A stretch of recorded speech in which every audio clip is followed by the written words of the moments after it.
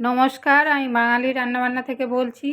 আজকের ফুলকপি, আলু, মটরশুঁটি দিয়ে একটা রসা বানাবো, আপনারা দেখতে থাকুন।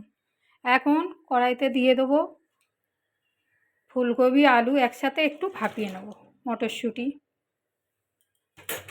ভাপিয়ে নেব।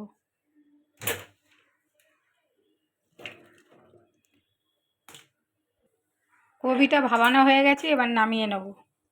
কড়াতে তেলটা দিয়ে দেব, ফুলকপিগুলো ভেজে নেব। ফুলকপিগুলো কড়াই এবার দিয়ে দেবো,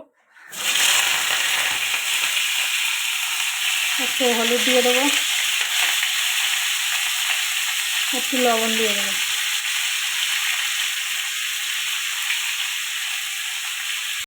ফুলকপি ভাজা হয়ে গেছে, এবার নামিয়ে নেব।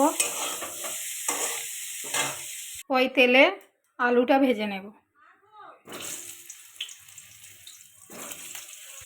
দিয়ে দেবো লবণ,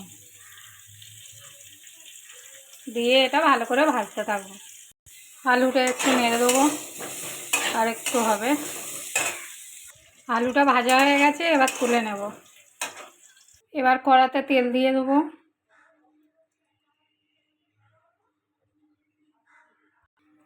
ফোড়নটা দিয়ে দেবো শুকনো লঙ্কা, তেজপাতা, একটু জিরে, এটা ফোড়ন দিলাম। এবার দিয়ে দেবো পেঁয়াজ,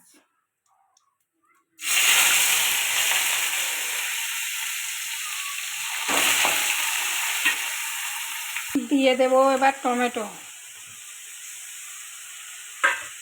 এটা ভালো করে কষাতে থাকবো।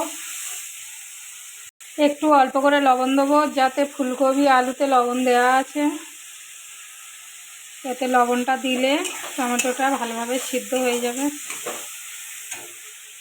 দিয়ে দেবো কাঁচা লঙ্কা, একটু আদা বাটা,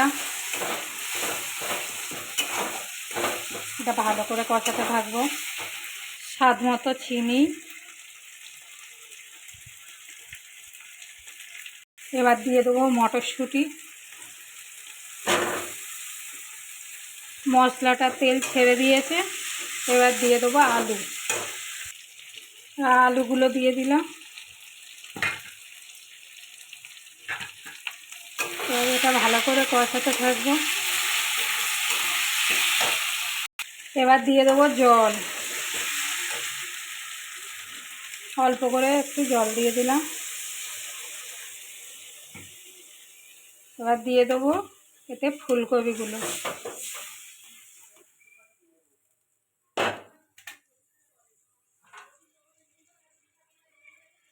এটা 5 মিনিট হতে থাক।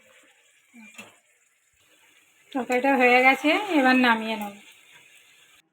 হয়ে গেছে তরকারিটা। আপনাদের যদি ভালো লাগে লাইক কমেন্ট শেয়ার করবেন। নমস্কার, রাখছি।